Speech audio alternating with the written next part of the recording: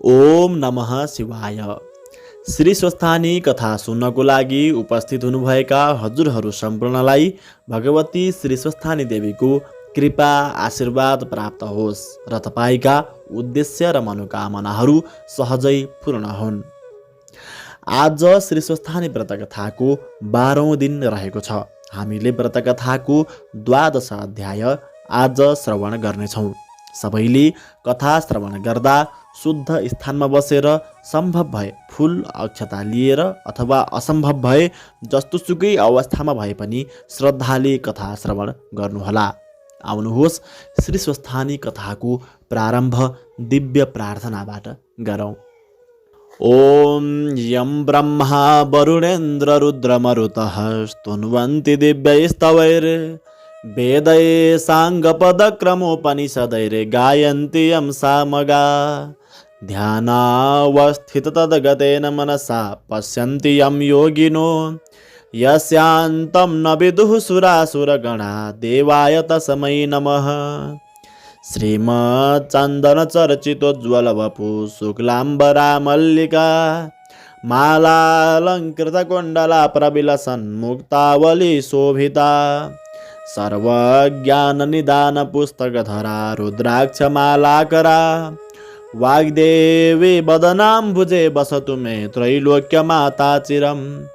मूकं करोति वाचालं पङ्गुं लङ्घयति गिरिं यत्कृपातमहं वन्दे परमानन्दमाधवम्। नमो भगवते तस्मै व्यासायामिततेजसे यस्य प्रसादाद् वक्ष्यामि नारायणकथामिमाम्। नारायणं नमस्कृत्य नरं चैव नरोत्तमं देवीं सरस्वतीं व्यासं ततो जयमुदीरयेत्। देवीं सरस्वतीं व्यासं ततो जयमुदीरयेत्। अथ 12 अध्यायः स्वस्थानी व्रत उपाख्यान। कुमारजी आज्ञा गर्नुहुन्छ हे अगस्त्य मुनि। त्यसपछि हिमालय पर्वतले आफ्नी पत्नी मेनका गर्भिणी भएको थाहा पाई अत्यन्त हर्षपूर्वक आफ्नो मर्यादा अनुसार उचित कर्म गरिदिए। 10 महिना पुरा भएपछि मेनकाको गर्भबाट हिमालयकी कन्या जन्मिन्। ती कस्ती कन्या थिइन् भने 1000 सूर्यको जस्तै तेज भएकी, रक्तवर्ण र कोमल अङ्ग एवं परम सुन्दरी, पद्मपत्र जस्ता नेत्र भएकी 32 लक्षणले युक्त कन्या जन्मेकी देखेर हिमालयले वशिष्ठ प्रभृति ऋषि र गर्ग आदि ज्योतिषीहरूलाई डाक्न पठाएर विधिपूर्वक न्वारान गराए। अनि वशिष्ठ प्रभृति ऋषि ज्योतिषीहरूले विदा हुने बखतमा भने, हे हिमालय, यस बालिकाको नाम पार्वती राखौँ। हे गिरिराज, तिमी धन्य रहेछौ।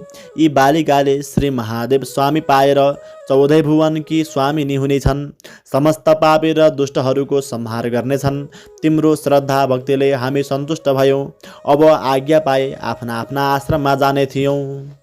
यति वशिष्ठ आदि ऋषि ज्योतिषीहरूले त्यस्तो भनेको सुनि हिमालय पर्वतले प्रसन्न भई नाना मणिमाणिक्य सुवर्ण इत्यादि दक्षिणादि प्रणाम गरेर बिदा दिए। अनि समस्त आगन्तुक र वशिष्ठ प्रभृति ऋषि ज्योतिषी आफ्ना आफ्ना आश्रममा गए। त्यसपछि पार्वती शुक्ल पक्षका चन्द्रमा झैँ दिनदिनै बढेर ठुली भइन्। तिनी खेल्दा पनि शिव पूजा गरेर नै खेल्दथिन्। यस्ता प्रकारले बाल्य अवस्थादेखि शिवको भक्तिमा चित्त लगाइरहेकी थिइन्।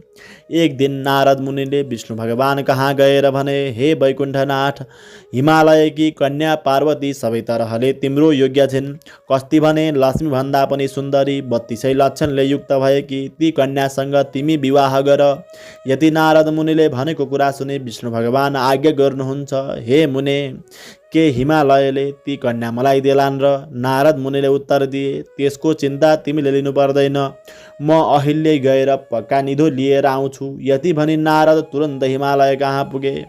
हिमालय पर्वतले भेटेर उचित सत्कार गरिसकेपछि नारदजी भन्दछन्, हे गिरिराज, तिमीसित केही भन्न आएको हुँ। तिम्री कन्या पार्वती वैकुण्ठनाथ विष्णुलाई देऊ। यति नारद मुनिको कुरा सुनि प्रसन्न भएका हिमालय पर्वत भन्दछन्, हे मुने, यो अत्यन्त उत्तम कुरा भन्यौ। तिम्रो आज्ञाले मेरी पुत्री वैकुण्ठनाथ विष्णुलाई दिए। अब तिमी विष्णु कहाँ गएर यो कुरा भन। यति हिमालय पर्वतले भनेपछि नारद मुनि वैकुण्ठ गएर हिमालयसित भएको सबै कुरा सुनाए। अनि हिमालय पर्वतले आफ्नी कन्या तिमीलाई दिन्छु भन्ने यति नारद मुनिको कुरा सुनेर विष्णु प्रसन्न भएर, हे नारद, तिमी धन्य रहेछौ, अब आफ्नो आश्रममा जाऊ भनेर बिदा दिएपछि नारद मुनि आफ्नो आश्रममा गए। त्यसपछि हिमालय पर्वतले पार्वती कन्यादान दिन भनी सामग्री तयार पारी नारद मुनिलाई डाकेर विष्णु कहाँ पठाए। राम्रो लग्न ठहराई आफ्ना गुरु बृहस्पति आदि सम्पूर्ण देवता, यक्ष, गन्धर्व, किन्नर, दैत्य र नाग सबैलाई निमन्त्रण पठाए। अनि विष्णु भगवान पार्वती कन्यादान लिन हिमालय कहाँ पुगे। उता मेनकाले हीरा, मोती, मणिमाणिक्य, नाना रत्नहरूले झकिझकाउ पारेर वस्त्रालङ्कार पहिराई पार्वतीलाई सिगारी राखेकी थिइन्। त्यो देखेर जया, विजया, अदिता, अपराजिता आदि सखीहरूले पार्वतीलाई भने, हे सखी, आज तिम्रो विवाह हुन्छ, विष्णुलाई कन्यादान दिन्छन्।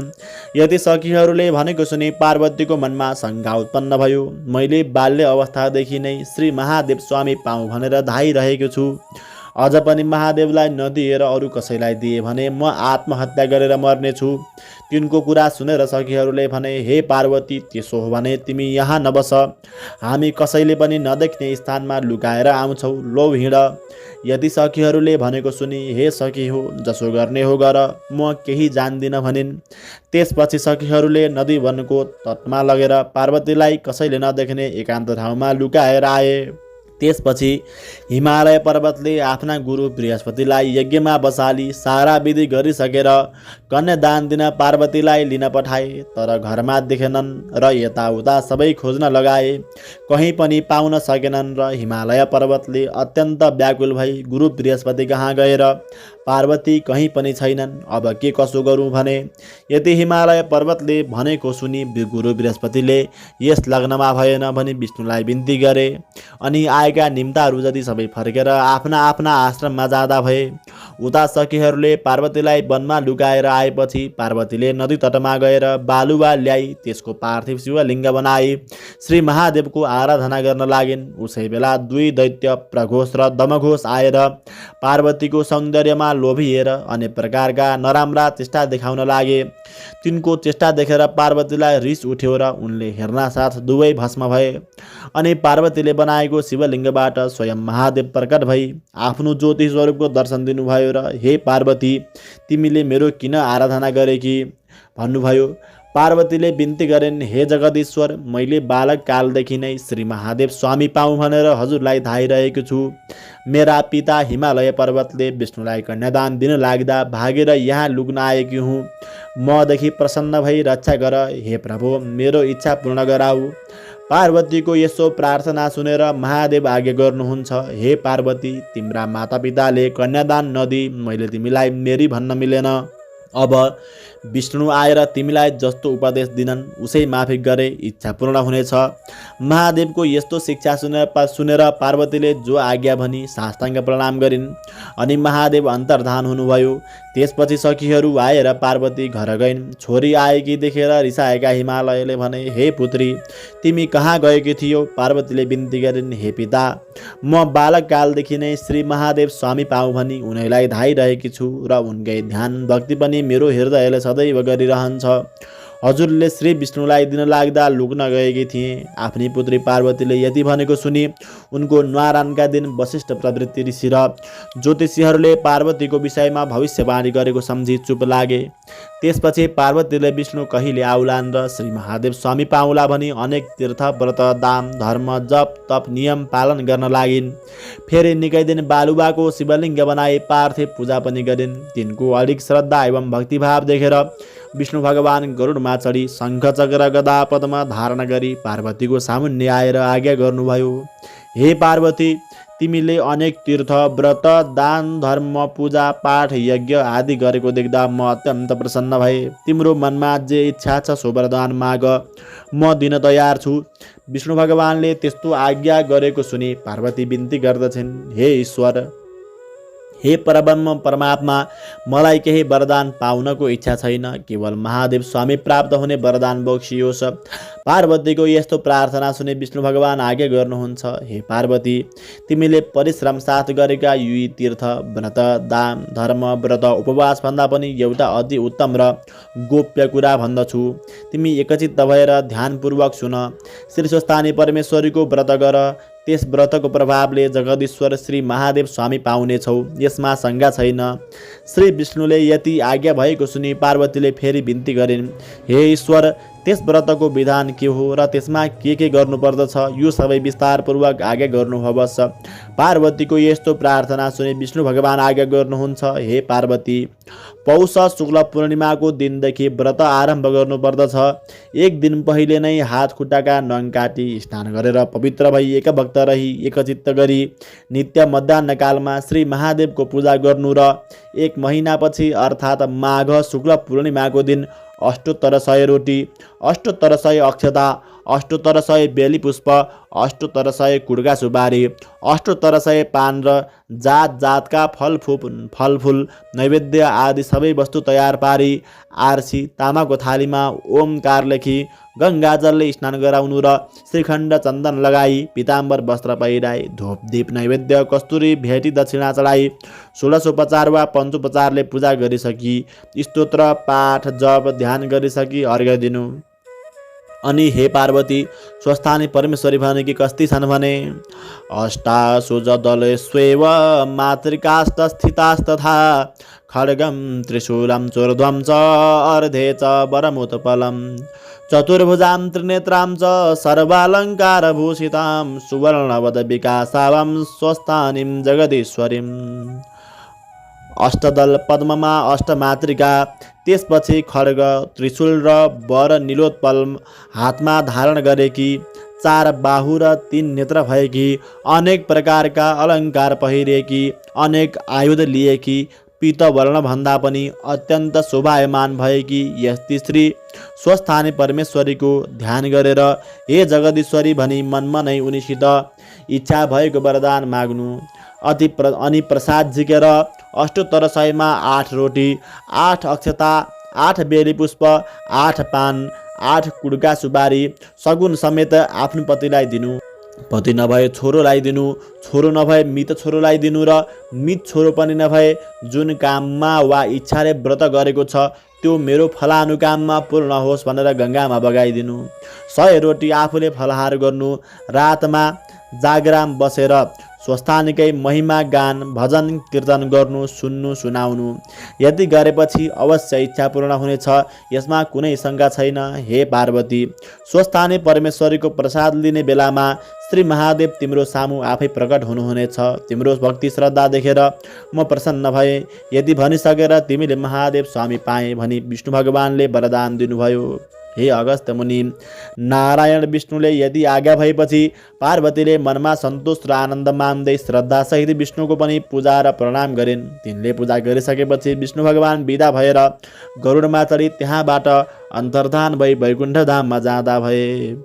इति श्री स्कंद पुराणे केदारखण्डे माघ महात्म्ये कुमार अगस्त्य संवादे श्री स्वस्थानी परमेश्वर्या व्रत कथायां श्री विष्णु स्वस्थानी व्रतोपदेश वर्णनम नाम 12 अध्यायः। कथा सुन्ने सबै श्रोताहरूले कथा सुनिसकेपछि अक्षता फूल लिएर हात जोड्नु।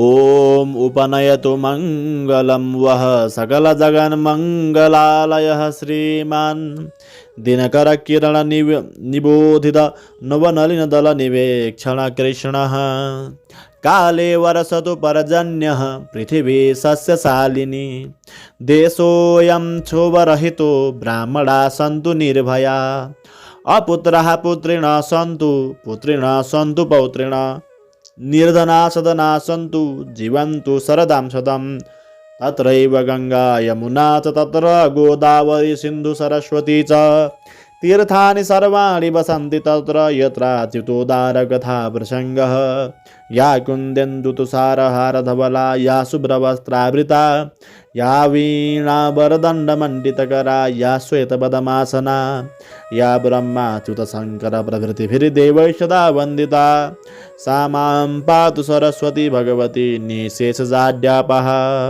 कायेन वाचा मनसेन्द्रियैर्वा बुद्ध्यात्मना वा प्रकृते स्वभावात् करोमि यद्यत् सकलं परस्मै नारायणायेति समर्पये तत् नारायणायेति समर्पये तत्। आज 12औं दिनको स्वस्थानी व्रत कथा यही समाप्त हुन्छ। भोलि फेरि यसै समयमा श्री स्वस्थानी व्रत कथाको 13औं अध्याय लिएर म ज्योतिषाचार्य श्रीधर गैरे उपस्थित हुनेछु। तपाईहरूले पनि कथा श्रवण गरेर लाभ लिनुहुनेछ भन्ने मैले विश्वास लिएको छु। नियमित रूपमा कथा श्रवण गर्न सबैभन्दा पहिले आफूले कथा श्रवण गर्नको लागि र अरूलाई पनि कथा श्रवणको लाभ प्राप्त गराउनको लागि च्यानललाई सब्स्क्राइब गरेर भिडियो सेयर गर्न नभुल्नुहोला। श्री स्वस्थानी देवीले तपाईको कल्याण गरून्। ओम नमः शिवाय।